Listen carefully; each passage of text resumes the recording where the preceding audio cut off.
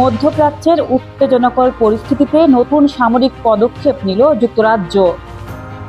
Hormuz প্রণালীতে সম্ভাব্য বহুজাতিক নিরাপত্তা মিশনের প্রস্তুতি হিসেবে মধ্যপ্রাচ্যে রণতরী মোতায়েন করছে ব্রিটিশ রাজকীয় নৌবাহিনী।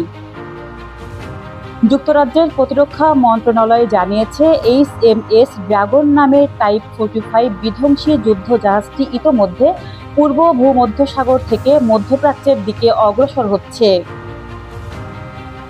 এর আগে রণতরীটি সাইপ্রাস উপকূলের কাছে মোতায়েন ছিল। ব্রিটিশ কর্তৃপক্ষ বলছে, হরমুজ প্রণালীতে আন্তর্জাতিক বাণিজ্যিক জাহাজ চলাচলের নিরাপত্তা নিশ্চিত করাই এই উদ্যোগের মূল লক্ষ্য। প্রস্তাবিত এই বহুজাতিক মিশনের নেতৃত্ব দেবে যুক্তরাজ্য ও ফ্রান্স।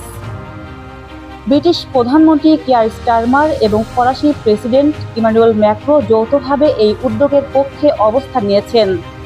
হরমুজ প্রণালী, যা বিশ্বের অন্যতম গুরুত্বপূর্ণ জ্বালানি বাণিজ্য রুট, সাম্প্রতিক মাসগুলোতে আবারও উত্তেজনার কেন্দ্রে পরিণত হয়েছে। গত 28 ফেব্রুয়ারি ইরান লক্ষ্য করে যুক্তরাষ্ট্র ও ইসরায়েল যৌথ হামলা চালানোর পর অঞ্চল জুড়ে উত্তেজনা ছড়িয়ে পড়ে।